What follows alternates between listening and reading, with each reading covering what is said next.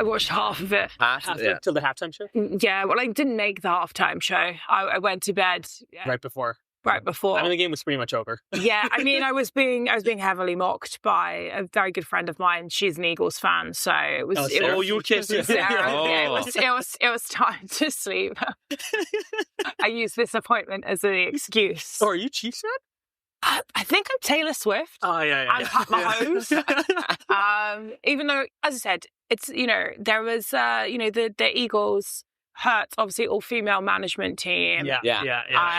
And, I think they're good guys. So, I was happy to lose to them, so we're okay with that.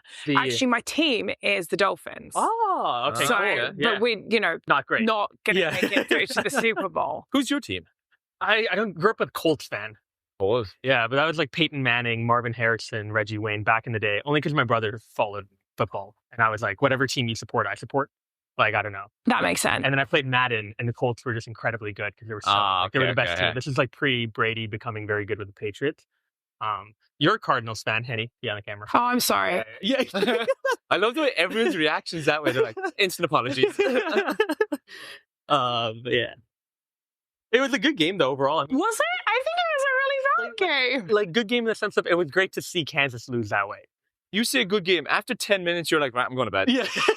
I mean, I think the problem is, it just shows kind of the strength of their defense. Yeah. And the, lack of depth in the Kansas City Chiefs. Because, I just felt so sorry for Pat. Get sacked 3 times. I know. Oh, yeah. 3 times. And that was before I went to bed. So I don't know how many times he got after. 6 times in total. Yeah, pretty brutal. Yeah. I just felt like I just wanted to give him a cuddle. Yeah. Even every play you could see he was he didn't feel comfortable ever. He was in the pocket and he constantly was looking left and right, trying to see which way he could go. I felt like other than the game where they rested them, that was the worst game all year from them by a country mile. Yeah. Which is a bit of a shame for that to be the Super Bowl. The halftime show was actually pretty good. I watched some clips this morning. It looked pretty good. Serena. I know. That's the best 5 seconds. The thing about it is, we're all obviously from Toronto. So watching that, we were so happy. But at the same time, I'm like, this is the biggest defeat Toronto's ever taken. On a world stage, you had 100 million people probably watching that being yelling A minor. And I'm just like, no. Yeah. A week after he won 5 Grammys. Was it 5? 5 Grammys. And Taylor won none. Yeah. It's been a tough week for the millennial white girl. Wow. And Billie Eilish won that too. Yeah. What are we supposed to do? To cry into our avocado toast? We didn't get any NOLA Super Bowl content. And we got no Grammy content. Do you think... But she did rewear the T necklace from the Grammys. Yep, yeah. Oh. She was also she looked like she was having a good time though at the Grammys. Even though she didn't win, she was a good sport. I think she had a great time for everyone. Yeah. I mean, I don't understand how people can not like her, because to be that happy, actually losing everything and celebrating other people's successes. I think they're just jealous. They are just jealous. And to be fair, the media, I feel like the media has constantly put a camera on her to the point where people just are like, oh, that's insufferable. She's always on camera. But then you look at the actual time she's on camera for, and she's not on camera all the time. I wanted more Taylor content. That's what I wanted less Pat getting sacked content and more Taylor content. Yeah. All right, let's get into some planks. Let's just do, because we have the room, let's just do planks. We could do some push-ups. Should we do a plank off, would you say? Okay, let's plank off. Plank off. Are we talking whilst planking? 100%. I think we need to. You're going to tell us about your off-season? Yeah. And what you're excited about in the upcoming season. Okay. I'm just going to lie down halfway through this. I genuinely, Henny, you edit this good. I'll tell you what, my toes are already cold. Okay, so off season, I haven't really had an off season. You've been busy?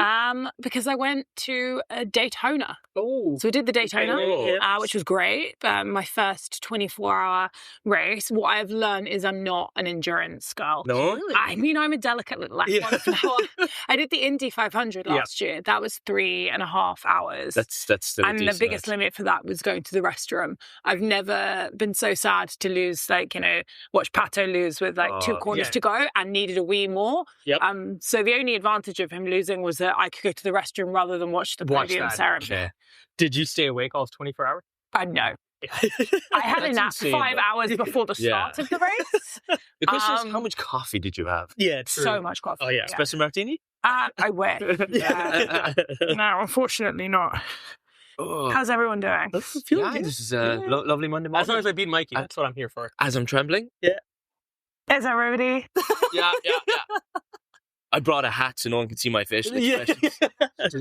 I'm strategic about this. I want to talk a little bit about how high-achieving professionals really act. I am an entrepreneur along with being a podcast host, and trust me, I have missed many lunches and dinners because of back-to-back calls, traveling for work, or just not having enough time to be able to prioritize my food.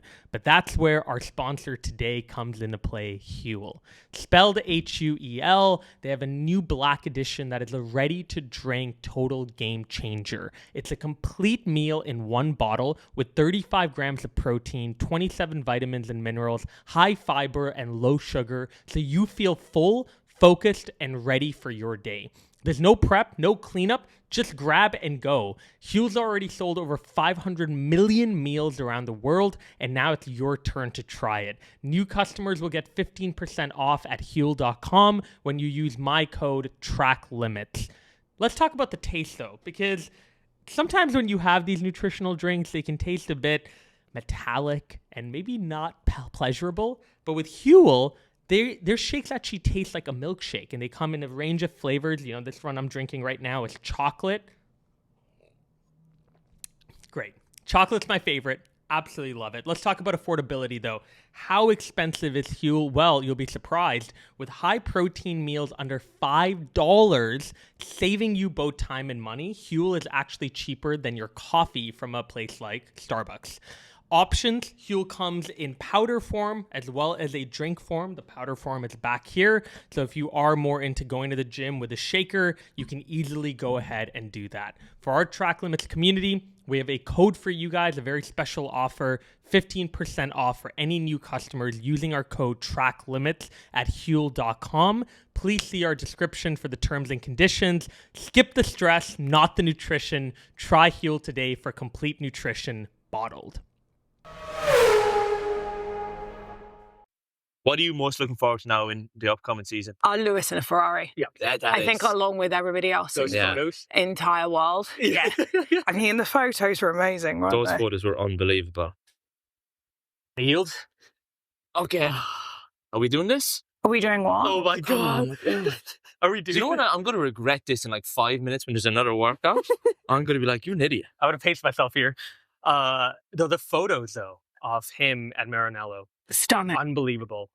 But that Jeremy Clarkson reenacted one. Oh, that was hilarious. I didn't see that. You see it? Yeah. So he stood in his farm with a big overcoat, like double-breasted button coat, like Lewis did. In the same and pose. stood there. Yeah. It was hilarious. Right. Okay, I'm tapping. On timeout. Okay. Ruth wins. Good job. Good job. The only win for the Millennium Workout this week. Burpees? Yeah, we can do a burpee. Burpees? Or I'm not burping. No. Okay. No.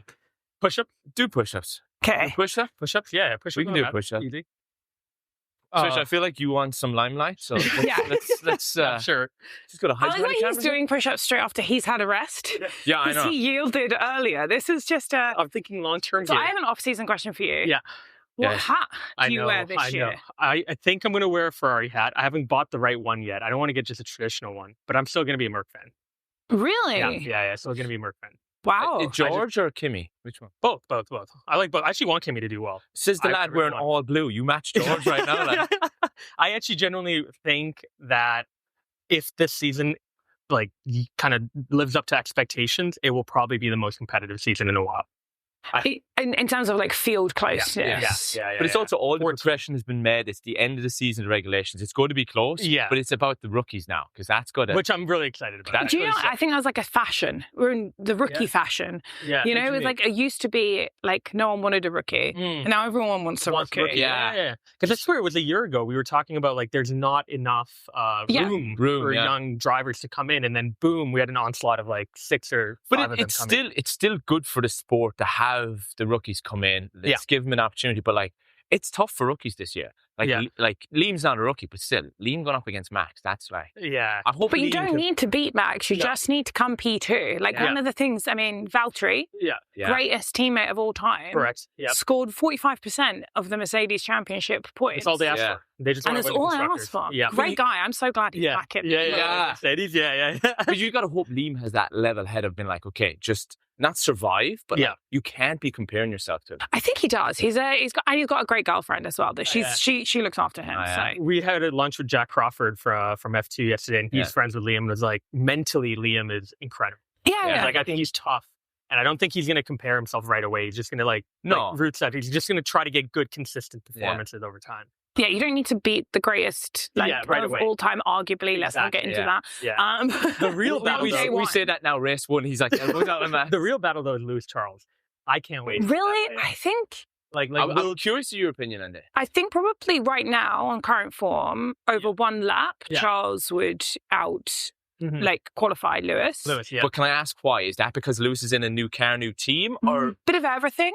I think Charles is very, very good over one-time lap. So I think that's his strongest strength as a driver is one-time lap. And I think Lewis recently, that's been the area where he's been struggling.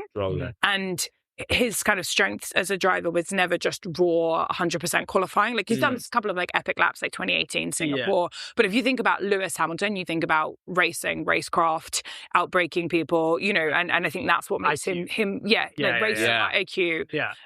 Like that's what made the racing in 2021 so good, right?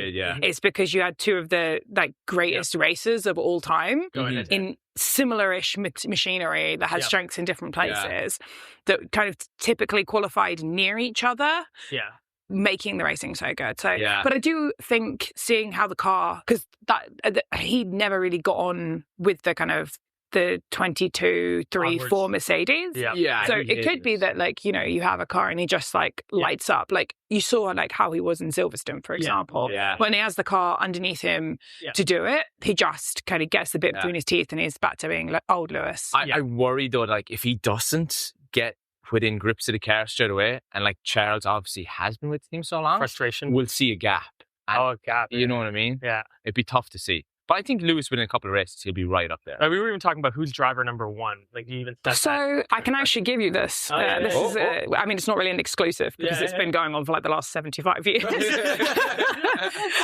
But at least the way Ferrari always used to operate is we have rules of engagement. And at the beginning of the year, so like 1.1 is Ferrari exists to win the Drivers' Championship, which is really weird for me because that was my first team. And then every other team's is constructors, right? Because that's where the money is. But Ferrari's goal is always to win the Drivers' Championship because there's all about the brand and the people's association was with their person. Rightly or wrong, that's the way that they are. And then their like race by race goal is to maximize the chance of winning the championship. And then there always used to be a clause that was like, it used to be 1.6, which is if at such time it makes sense to support one driver, then we will support that one driver's goals, even at the expense of a constructors' championship position. Wow. It was really clear. Honestly, of all the things, it was very clear when I was there going into it, how we were operating. Was it kind of one person, other person rotating, or was it all resource behind one driver?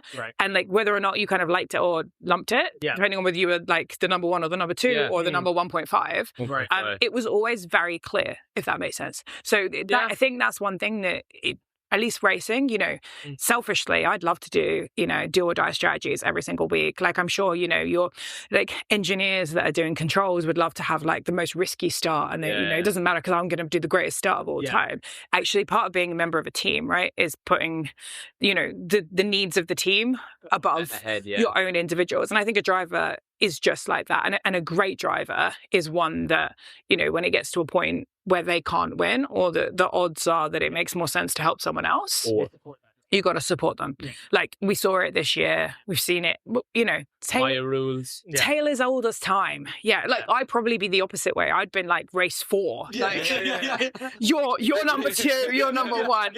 But I said this is because of my upbringing. So I think, I'm probably, people would probably levy the opposite criticism of me of being like, it's a 24 race season. What do you mean? It's FP3 in Melbourne. You picked your driver. So I think that like if they have a chance of winning the championship, I think both of them would support the other one, even if they hate it. I think they're both sportsmen. But I think we know Charles is a very good team player. Like, we've seen that, like, he is a good team player. Yeah. Both of them are. So I think. And they also know they're here long term, right? So, like, why make such a fuss for one season when, like, you both are on multi-year agreements? You want because this could be the best chance. This is the best time. Yeah, I hate it that F1 gets F1's been great all the time, but I'm like, things get so tight and competitive, and then we have another change of regulations, and the field now becomes spread out again. Like, do you like that every 4 years? You almost have to see like a reset. Yes. Because long term, that's what keeps the sport sustainable. Right. Because, every time we brought in a new set of regulations, there's been a reason behind it, right? They don't just do it for the sake of it. Sometimes it's safety driven. Yeah. Sometimes it's cost driven. Right. Sometimes it's, we're a manufacturer sport. We are bringing in some big names, Cadillac Andretti, we've got like GM, we've got all these badges are coming in, Audi. And that is so important for like the long-term sustainability of the sport. And you just can't do that in the middle of a cycle because otherwise they'll just lose really badly. Yeah, fair point. Yeah. And I think that, with the cost cap, like that has made such a huge difference already in terms of the separation of the field. So back in like 2011, we had to have this 107% rule because we had cars that were like 7% slower on track, which to give you an idea of that, that's kind of like the crossover lap time between like an Inter and a Slick. That's how slow. It's like, imagine you have one guy driving on a dry track and one guy that's like just about to get on like a damp track. That used to be the difference in pace between cars on track. Yeah, that's insane. It's like having a family sedan in there trying to race. Like I felt like you have cars like 5 laps down, just like bashing around. Right. When I was kind of first starting racing, like 3% was really normal. Like we had multiple cars at 3%. Right. The 2018 like Mexican Grand Prix, like Lewis boxed extra twice, went down a lap, and he still came fifth. We had races like a Silverstone where there was only 3 cars on the lead lap, and like that was completely normal, And then this season, actually, statistically, was the tightest season we've ever had. We had a Q1 session in Austria where all 20 cars were 0.798 seconds within each other. That was insane. Like, we had like the Brazil race where it was like within a percent. So like if I was a percent less good as at NFL as Pat Mahomes, I'd be pretty good. You'd be very good. But like in Formula One, you're deadpan last. Which is a crazy. The margins are there's no margin. Which is why everything like driver, strategy, all of it comes into play. Like it used to be a rule of thumb was a 0.3% to your teammate. People are starting to have conversations about you losing your seat. Right? What was it? 0.3. So like if you were 0.3 better, it was like clearly you're an experienced driver and you've got a good advantage. And then like to give you kind of context, like the Checo max gap was 0.6. Oh, wow. Which is why it makes sense that like, a couple of years ago, actually, the margin between Max and his teammates always been about 0.6. Like it was 0.63 when Gasly was sometimes always 0.63. I don't know if they have like that as the cut-off point, but it's always been actually really rather similar. Right. It's just that it looks worse when the whole grid is within about a percent. But you compare anyone to Max, it looks bad. Yeah. Because you can always say, oh, but he had a bad car. Sure, Max, but Max still got a But especially like Ruth saying, especially when everyone else is so close. Yes. Right? That's where like those gaps do look a lot bigger. Yeah. Versus back in the day where like, you'd have some drivers perhaps that were like 10th, 11th, 12th, a couple seconds behind. It wasn't like that bad. Yeah. It's still bad. Like, that's why this season's going to be so good. Because like everyone's so close. Yeah. Do you have any like bold predictions like for like a surprise team driver? Surprise team. Do you know what? I think maybe my bold prediction is that like there won't be that many surprises. I think because this year, what I think you will see is I think you'll see potentially teams like Mercedes, for example, actually be worse than expected because from January 1st, your wind tunnel hours, you can use them on your 25 car or your 26 car. So every pence you have in your cost cap this year, theoretically, you could just get a car, make a car for like, 40 or 50 million less than the cost cap, come last this year, get the extra wind tunnel hours for next year. Obviously, not that extreme. Right.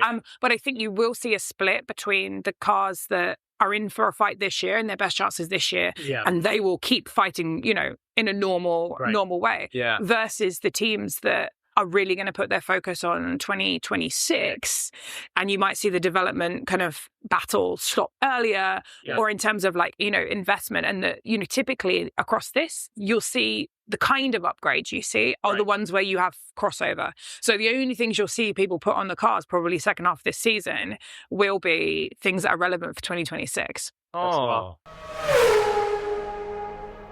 Sorry for interrupting this episode, but I wanted to talk to you about one of our favorite tools that we use at Track Limits, called Notion, which is the sponsor of today's episode. We use Notion every day for planning out content ideas, guest notes, our social media calendar, and so much more. It's been a total game changer for our productivity. We just used it the other day to fully plan out the release of this guest episode that you're listening to or watching right now.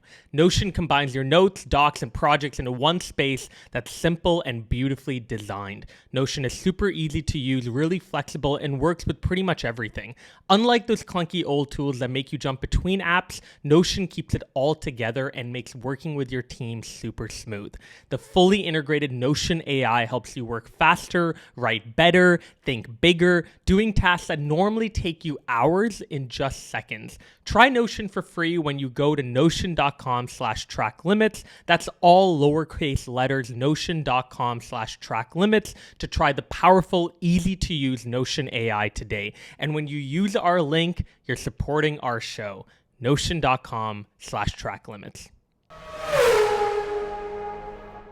So I think it will be super interesting to see the split. So let's say it's Ferrari and McLaren right at the very front, and Red Bull are kind of there. If one of them starts to drop off, you might see them kind of bail out, or you might see them say, actually, no, this is our best chance. It becomes like a kind of three-way battle at the front. And then your other teams, like, you know, your Mercedes, you know, your Aston Martins, for example, they're going, well, actually, we're just going to, you know, do a good enough job here for like our branding, our sponsors, so we don't lose our drivers, we don't lose our big names, but actually we're going to kind of turn the tap off on 25 earlier and turn the tap on 26. Because isn't that what kind of James Vowell was saying when Sainz went to the team? He kind of set the expectations, been like, look, it's going to take years. But like, well, especially if you know your history for power units, in 2014, when we had the last big change, the Williams, even though they didn't have as much downforce, you know, they're still a small team, they were kind of second fastest team. So Mercedes was the fastest team. Like the Ferrari team that I was in, we had an okay like power unit, but it was nothing for the kind of, in that year, that first year was kind of Mercedes were dominating us, and we were racing the Williams because they had so much more power on us on the straights. We had more downforce than them, and kind of every race it would be kind of P1, P2 by Lewis and Nico, but then, you know, P3, P6 was all like Valtteri Bottas and Felipe, and they would be the ones that would be like, you know, the kind of the people we'd had to beat to try to get onto the podium. And then I remember it rained a race, and suddenly they were like, right, well, it's the back. We're like, oh, so they have no downforce. We're like, where are they? The track starts to dry. Oh, there they are. So I think that's kind of what I think the Williams, you know, bets make sense. That actually, with some incremental improvements, with the field being tight, hopefully it's still tight next year. With the power unit and the fuel. So that's the other mystery parameter for next year. Wait, what's the talking about fuel? Is that we've got it's basically going to be a fuel battle. So different fuel providers could actually make a big difference in terms of the overall power. Oh. So that could, as well as being like, have you built a good engine or a good power unit, it could also be like, how's your fuel working? So actually... So there's one fuel... so there's multiple fuel supplies? Multiple fuel supplies. You've got Shell, you've got Mobil 1, you've got all these different people, Petronas. So it could be actually that could become like a really big element in the rankings. And then, so most people think, you know, power unit, going to be a power unit formula. Fuel is this, and also it's kind of a bit of a dark art. We just like see the dipstick. We're like, is it clear? Is it clear? And then obviously, you know, there's the car and there's the aerodynamics and the regulations. You know, the kind of the onus on what is the most important parameter can change like this, you know. So it's I think that will be super exciting. But seeing how the teams balance 25, 26, I think will be really, really exciting to see. It certainly was in 2013 when we had this huge change. You know, I remember at Ferrari we'd have weekly meetings of like kind of, can we win this one against Red Bull? versus like when do we need to put the focus on 2014. Oh. Yeah. Oh, I'm excited. I don't know if I want to know that. All right, how many are you doing here? Ruth, 10? Yeah, we can do 10. Yeah. 10? Okay. Here we go. Oh, guys. 1. This is going to be a really boring feature, right? Yeah. You do this in audio, it's just going to be like grunting. You need to do a rapid fire question. Who came up with this idea? Okay, so Ruth, rapid fire. What was the least favorite track you went to last year? And I want detailed answers. Least favourite track I went to last year? It could be the travel was bad or whatever. Do you know what? Last year, I was very lucky in that because I joined Formula One, I could pick my races. Oh, you got to pick. Yeah, so last year, I don't really have a bad track. Generally speaking, people in Formula One take that question very seriously. So there's whole kind of like Excel databases of kind of multiple ways of ranking tracks. Yeah, right. Based on, as you say, the racing, hotel, food, travel, accommodation, distance to track. That's because of walking race. But also then the time zone difference. Oh, yeah. That's why I'm curious for someone like yourself. Like, you've been to the race side and the strategy side. Now you're on there from the presenter side. Yeah, so my least favorite track always used to be Shanghai, because I get quite sensitive to some of the air, so I'd always have a migraine. And I did really bad strategies there until the final time I went. You're blaming the migraine. Yeah, it's very front limited. It's the most front limited track on the entire circuit. Right. I remember I got undercut there by a Toro Rosso in 2017. Yeah, I was actually on gardening leave, so I was able to watch that and enjoy it from home. And then I did like one finally did a good strategy with Kimi. And was like, right, never coming back here. That's done. Checked. One and done. I think so. Paul Ricard I never liked, but that's because I get car sick. And so it was more of a long journey up a hill, riding a windy road. So I feel pretty nauseous for the whole week. Oh, no. You can tell there's like Spa I don't really like, because obviously what happened with Antoine brings back some really sad memories, and JM as well. And generally kind of when I get rained on, I'm not as happy unless it's Brazil, and then like somehow the rain reminds you of kind of Senna and it's glorious. No, I think I have a very kind of long and intricate ranking. We can go through it for the last there. So Would you love Canada the most? It rains in Canada. It rains in It's up there. I would say so. Montreal is a great track. We always have great racing because of the like nature of it. It's always on the crossover between a 1 and a 2 stop. Right. Statistically, it's the track with the highest percentage chance of animals changing the race result. Because 4 animals in the history of the Canadian Grand Prix have changed our gophers. No, was it? Our gophers. So the gopher calls a yellow flag and it'll change the result. Anthony Davidson did. Oh yeah. Right. Hit one. Right. Took out his front wing. Right. Lost his chance of a podium. Right. We've had obviously race wins decided. Breaking into turn 1 when Lewis whispered to the seagull, and then took out Seb braked earlier, got the position there. There's a whole load of critters there. I mean, and actually you can have a map where you can see where the chance of critter is higher, and it's actually statistically relevant to planning your race strategy. That's I love any race strategy where I have to take into account the idea of critters. Singapore, you would think, because they have the kind of Godzilla lizards, but they're cold-blooded. So they'll only come out in P1 and P3. They're asleep at night. Not coming up with a race. I do like any race where I get to involve critter facts. I don't know if the engineers I work with enjoyed the critter facts so much. Okay. Once they've been there like 7 or 8 times with me, they're like, what's going on? Here we go again. With the squirrels. You have like a book of critters. You're like, it's this one.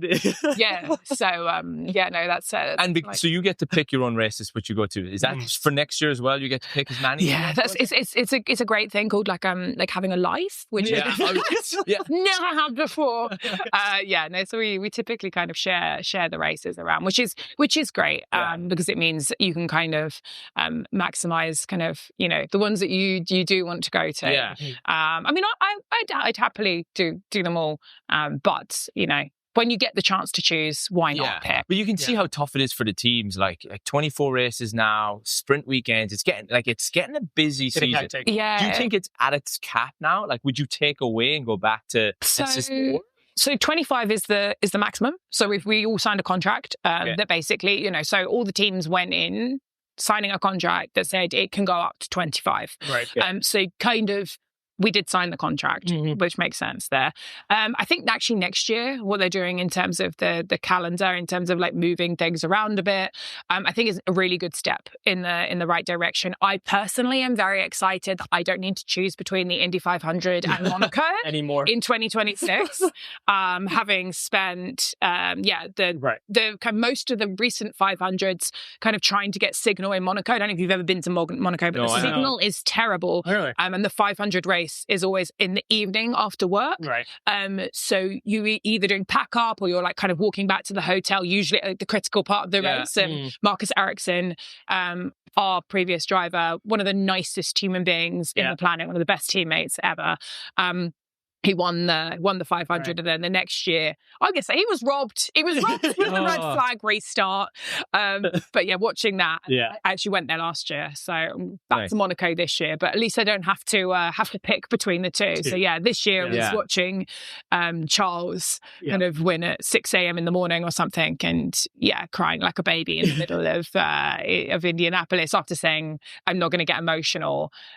Apparently, I do get emotional when it's. Hard not to cry when Alex Jack also goes off on commentary, giving like the most beautiful poem at the very end. Do you remember? I can't remember. I think he said something to the effect of the grandstands rise up. Yes. Yeah. We are so proud of JC. He is honestly an absolute generational talent when it comes to commentary. Yeah. And that was just such a beautiful call. Yeah. He's done so many, but that one, it really made us all cry. Yeah. And fun fact, bringing it back to the Super Bowl. Yeah.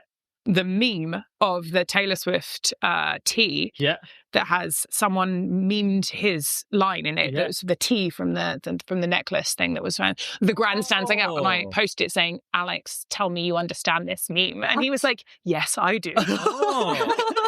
So I was like, "That's a Taylor Swift, Alex Jakes Monaco crossover for you." That no one probably knows. That is exclusive. But yeah, Jakesy is a Swiftie. Yeah. Have you converted pretty much everyone? I don't. I think Laura as well as I. We're both Swifties. Yeah. I think. I don't know if we converted them or we just had control of the music. Yeah. We had a race last year in Budapest where we had Alice Powell, and she'd never listened to the All Too Well 10-minute version. Oh, wow. So we made her listen to it, like the whole thing. I mean, I don't know how much of the original version. Started like 3 days ago. She was able to listen to because we were singing on top of it, and not well. Well, I wasn't singing very well. Laura's got a much more beautiful voice than me. Mine was a lot more tortured poets department. But yeah, no, we play a lot of Taylor Swift. I'm not sure if it's if they want it or if they're just going to have it, basically. I mean, you're so much of a Swiftie. I feel like there was a story I saw where you flew all the way back to London to see the show, but like you were like barely making it from Bora Bora. Oh yeah, unbelievable. So I wanted to see Taylor. I don't know how interesting this is, but I wanted to see Taylor for like the last 20 years of my life. Through various reasons, couldn't. I was living in Italy, didn't have the money to fly back. Then the pandemic inconveniently cancelled the Lover tour, and then it would always be on a race weekend. When she was playing Hyde Park or something, and so I was absolutely convinced that we would go to this. Actually. Got the tickets with Jack Aitken and not really Jack Aitken. He's not really the Swiftie. Alex. His wonderful wife, Alex, is. And so, we kind of like all went together, which was, that was the plan. We had like a lot of kind of trying to get the tickets and making 7 email addresses. So it was great. But I did fly back specifically for that. Like to keep your energy up. I mean, to be fair, you're probably on adrenaline high. To quote Taylor Swift, jet lag is choice. Yeah. There we go. That's not war. That's fun. Right. Okay, Swish, what's our next one? We're going to go to the main area. So I feel like this is a bit aerobic like for a... And you're supposed to feel it pretty much like in your arms? Yeah, it's an integral. So like the first 250 meters are okay. Yeah. And then it really starts to kick in. Yeah. Especially if you're doing it when you're already exhausted. Yeah. Like, we're doing the crash here, so we really edit it to make it look like we're more impressive than we are. Like 1.5 exit. I also on, use a Swish. skier Get back just to into warm up. Yeah. It's a good one if you're absolutely freezing. Oh, yeah. During the break, were you able to, though, go skiing or I don't ski. You don't ski? No, I am. Have you got done it hit by a before? car when I was 18, so I have a lot of pins in my ankle. Right. So skiing has never been on the cards really for me. Right. I can après ski. Oh, yeah. Very good at eating cheese and drinking Glühwein. I mean, getting the orders in for everyone else when they meet me, so that bit's good. There are times during like skiing where at like 1 p.m., 1:30, I'm like, it's not too late to app right now. Yeah, just, like, leave them down. And I lived in Switzerland for 8 years, so Right. Not being able to ski and I'm allergic to chocolate probably made it a bad place. You're allergic to chocolate? Yes. Oh, dark and milk. Yes, it's the cocoa. So, yeah, no skiing. Right.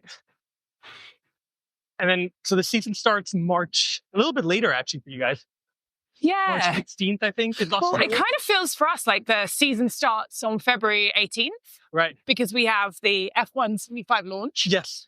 Which, this is actually really hard. Having a conversation. New level unlocked. This is our version of the Hot Ones show. Yeah. I would be so good at the Hot Ones, by the way. Honestly, we're going to remember that for next time. Yeah. Because Henny can take any level of spice. I just love chicken wings. So that would be my main thing. I'd be in a lot of trouble. Yeah, so we have the F1 launch. Yep. All 10 cars. Yep. February 18th.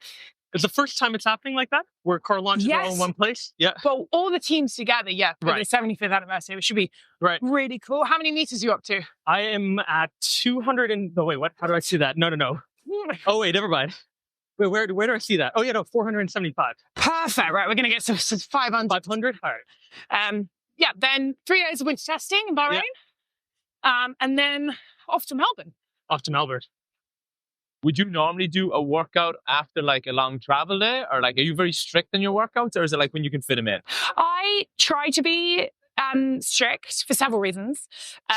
Because it's like the only level of normality one has. Yeah. And like, you know, when you're moving around the world and you're doing like kind of 120 flights a year and you're in different countries, it's actually just a nice thing to start your day.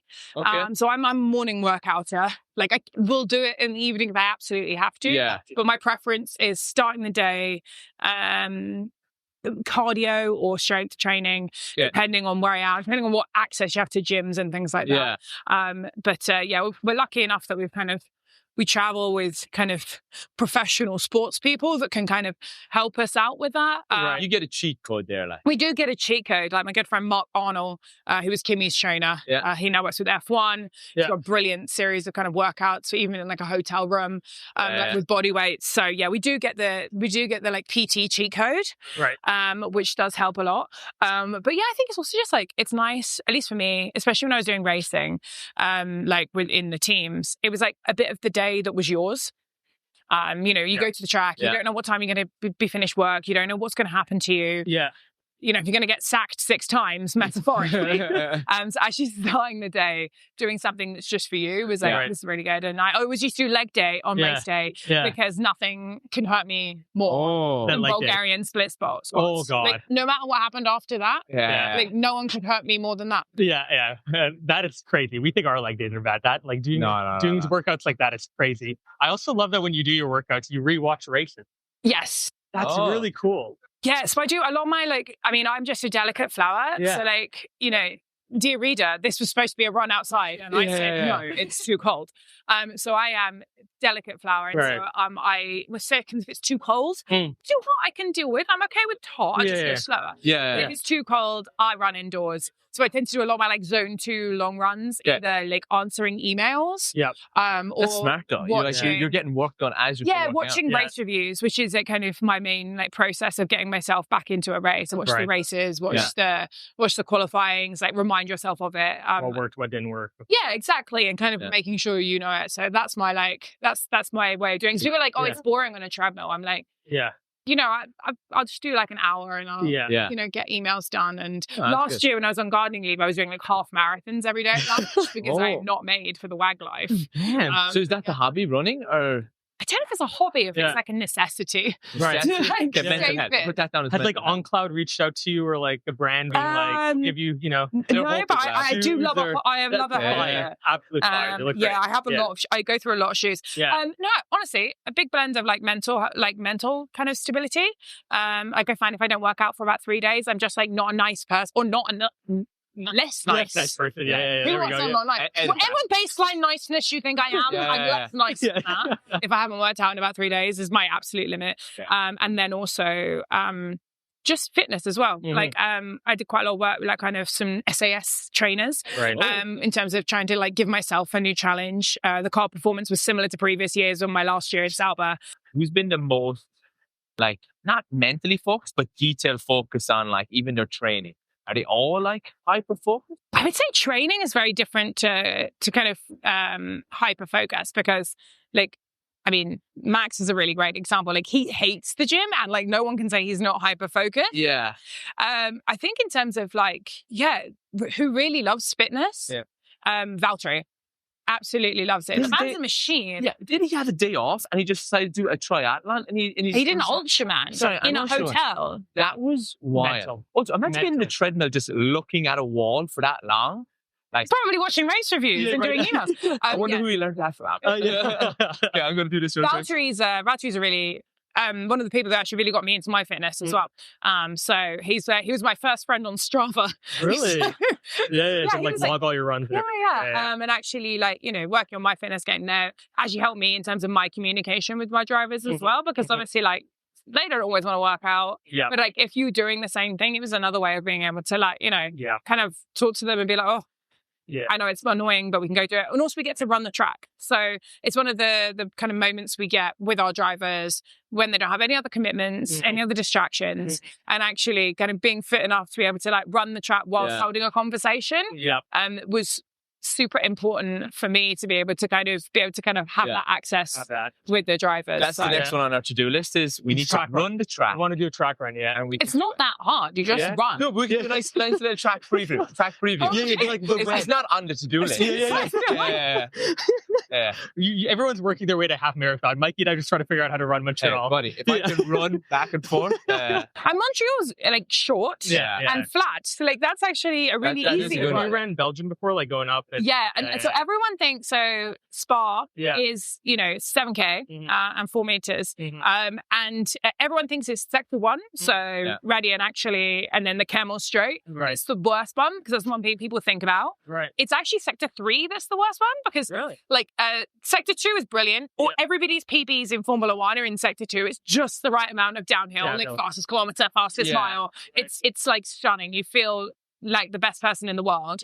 And then you hit sector 3, you come out like Puyon and you go up the hill. The rest of the lap is just death by 1,000 cuts.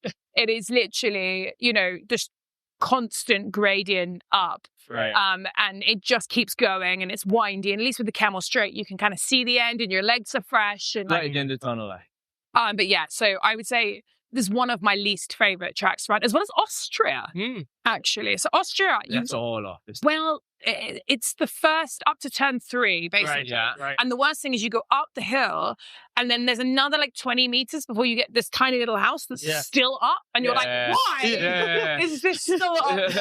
And actually that one, if anything, has got too aggressive downhill. So you can't actually go as fast as you're like, you're more like footwork limited than like fitness limited. And it's only like short. So you usually want to do 2 laps of that.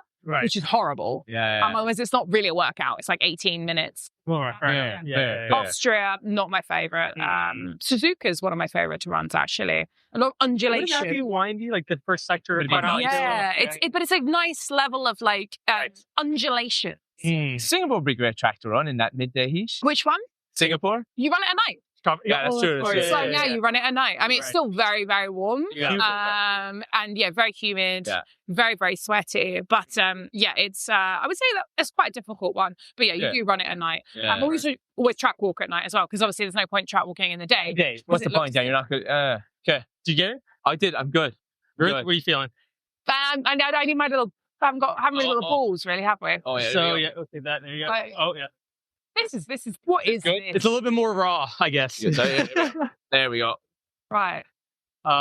That's crazy though. Yeah, doing a track run, in Montreal would be fun. That should be our goal for this year. Yeah. Right? I think it's a very achievable goal. No, with you though. Yeah. So we don't want to go on ourselves. No. I don't want to go with you. You'll slow me down. Oh wow. Okay, that's what we're trying to do. There we go. Yeah, we're roasted. We'll call up Bottas and be like, Bottas, let's go for a track run. Yeah, just speaking of him, you must be so happy he's back in Mercedes. Oh, right? I'm very, very happy. Just because I want to hang out with him more than anything. Yeah. I love Bottas last year. He really rocked into that mullet. He changed his hair color, no? Isn't it white now? It's just bleach to bleach variation. Yeah. I don't know if Toto was too happy on I heard about that. Apparently something about his nudes. Like the calendar. Yeah. The calendar was for charity, by the way. I think it's very important to remember that this raised a lot of money for charity. Yeah. I mean, I think it depends. Like, different employers have different stances. Exactly. The main thing is the mullet is still there. She's rocking that. It's a good mullet. He actually looks good in a mullet. I think it is great. Yeah. There's not too many people that can rock a mullet, but I think he can. Yeah.